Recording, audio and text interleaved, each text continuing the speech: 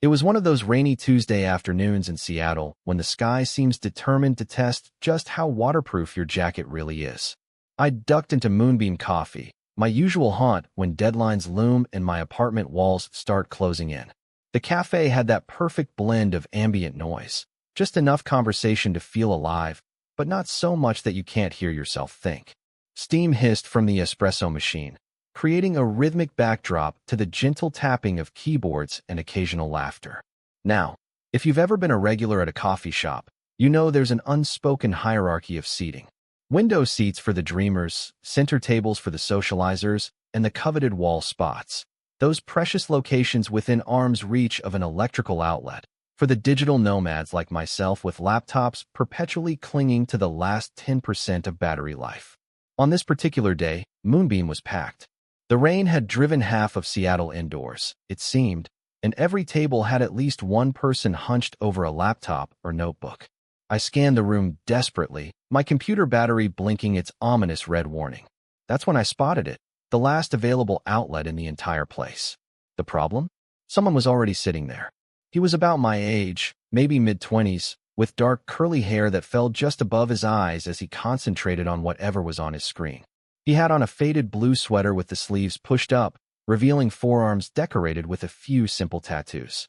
What caught my attention, though, was the fact that he was only using one of the two outlet plugs. The other one, my potential salvation, sat empty and inviting.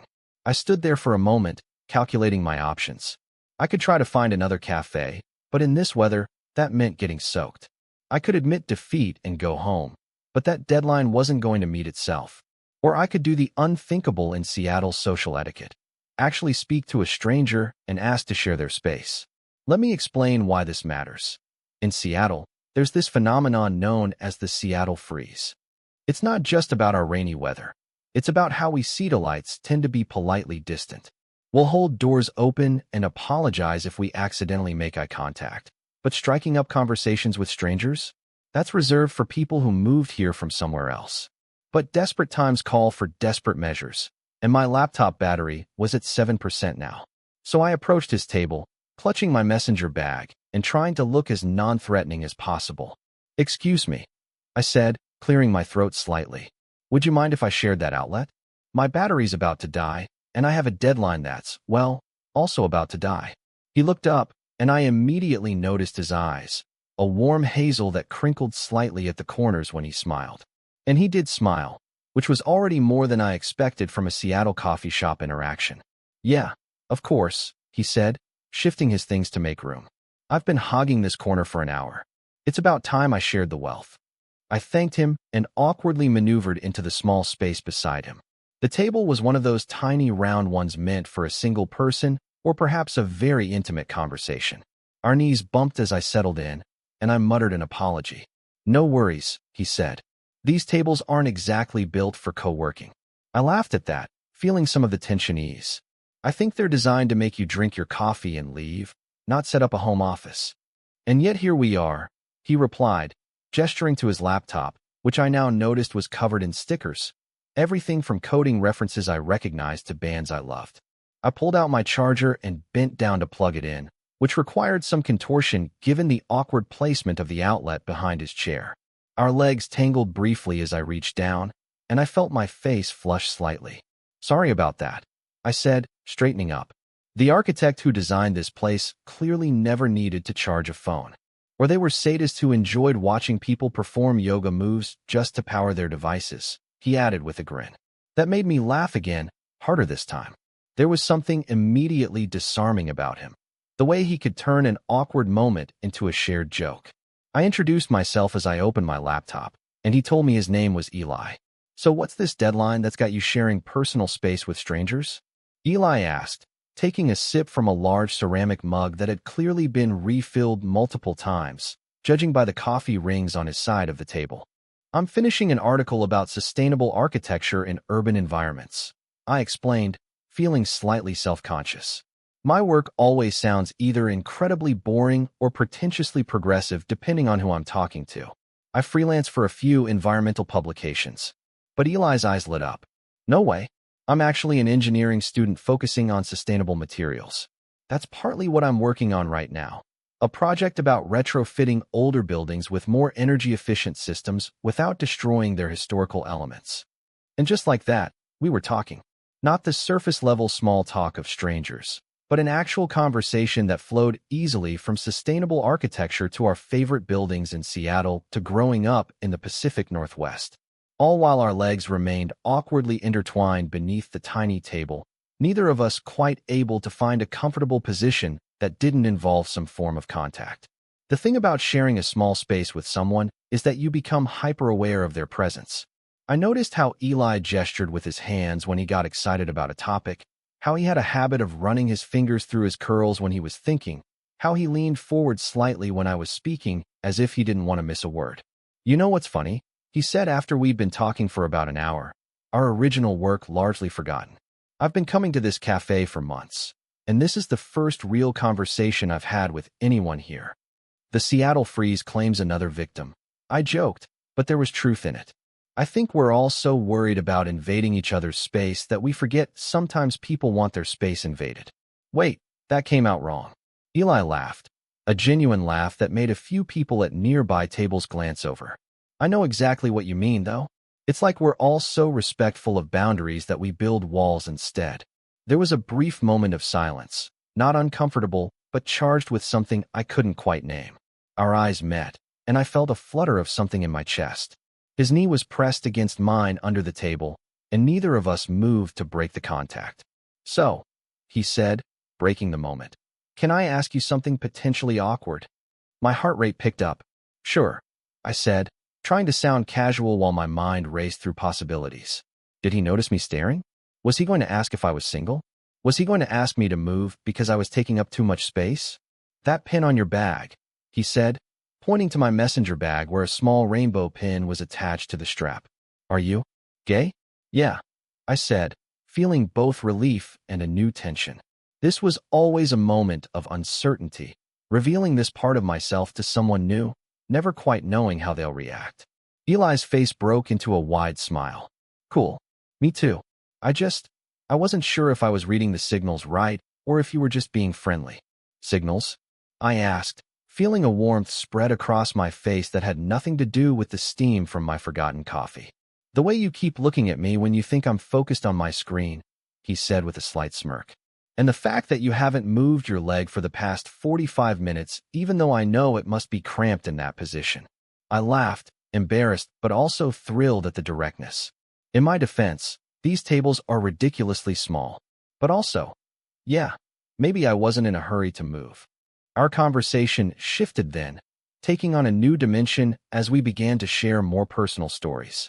Eli told me about coming out to his family during his freshman year of college, how his parents had been supportive but confused, asking questions that showed both their love and their lack of understanding. I shared my own coming out story, less dramatic but still significant. The quiet acceptance from my mother contrasted with my father's initial silence that eventually gave way to awkward but earnest attempts to connect. It's funny, I said, how something so fundamental to who you are can be so hard to share with the people who've known you your whole life. That's exactly it. Eli nodded, leaning even closer. Our faces were only about a foot apart now, and I could smell the coffee on his breath, see the different flecks of color in his hazel eyes. It's like you're the same person you've always been, but suddenly they're seeing you through a different lens. And then there's the opposite problem, I added, meeting new people and trying to figure out when and how to come out. Do you drop it casually into conversation? Wait for them to ask. Wear a sign. Hence the pin, Eli said, gesturing to my bag again. Hence the pin, I agreed with a smile.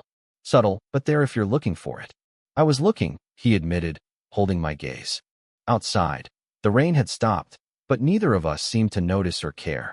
The cafe had begun to empty as the afternoon wore on, but our little corner remained animated with conversation. Our laptops sat forgotten, batteries now fully charged, but work still undone. We discovered we had other things in common beyond being gay men in Seattle who cared about sustainability. We both loved sci-fi novels, but hated most sci-fi movies. We both had an irrational fear of jellyfish despite living nowhere near ocean swimming areas. We both played piano as kids, but quit around middle school and regretted it as adults. Wait, Eli said suddenly, glancing at his phone. It's almost 6. Have we really been talking for 3 hours? I checked my own phone in disbelief. Not only had we been talking for 3 hours, but my deadline had passed 30 minutes ago. Strangely, I couldn't bring myself to panic about it. I should probably email my editor, I said, finally opening my laptop again, and actually finish this article. Yeah, I have class tomorrow morning, and I haven't even started on the readings, Eli said, but he made no move to pack up his things. Instead, he watched me as I quickly typed an apologetic email to my editor, promising the article within the hour. When I looked up, he was still looking at me with an expression that made my heart skip. So, he said, I know this might be forward, but would you want to maybe get dinner sometime? Or see a movie? Or just, I don't know, find a cafe with more outlets so our legs don't have to get so friendly on the first date? I couldn't help but smile at that. Are you saying this wasn't our first date? 3 hours of deep conversation while physically intertwined? In Seattle terms, we're practically engaged, he joked. In that case, yes, I'd love to go on a second date with you, I said. Though I have to warn you, my expectations are high now. The bar has been set at meaningful conversation and accidental footsie. We exchanged numbers, and there was a moment of sweet awkwardness as we both stood to leave, suddenly aware of how to navigate a goodbye after such an intense connection. Do we shake hands? Hug? Just wave? Eli solved the dilemma by leaning in and giving me a quick, soft kiss on the cheek. Thanks for sharing my outlet, he said quietly. Thanks for sharing your space, I replied, knowing we were talking about more than just the physical table. As I walked home through the now clear evening, I couldn't stop smiling. My article was late, my legs were stiff from being contorted around Eli's for hours, and I'd spent way too much on coffee refills I barely drank. But none of that mattered. Because here's the thing about connections, they often happen when and where you least expect them. In a city known for its social chilliness, in a crowded cafe on a rainy Tuesday, over a shared power outlet and tangled legs, something had sparked between two strangers. I thought about how we navigate our lives in these urban spaces, all of us seeking our own form of power, our own connections.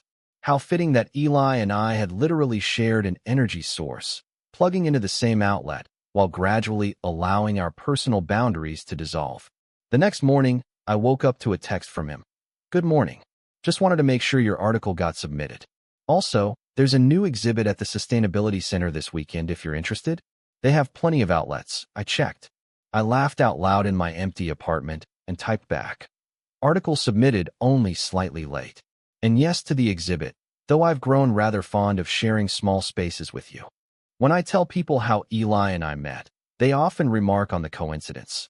How if the cafe hadn't been so crowded, if that one outlet hadn't been available, if either of us had decided to go somewhere else that day, we never would have connected. But I don't see it as coincidence anymore. I see it as what happens when we open ourselves to sharing, not just power outlets, but space, stories, vulnerabilities.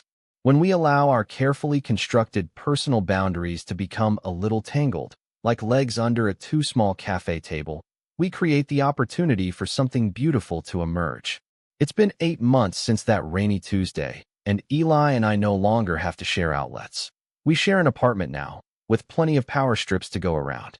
But sometimes, when we're both working from home, we'll still squeeze together at our small kitchen table, legs intertwined, sharing the same space even when we don't have to. Because some connections, once made, are worth maintaining, even if it means getting a little tangled up in the process. Total _char_count, 17,432.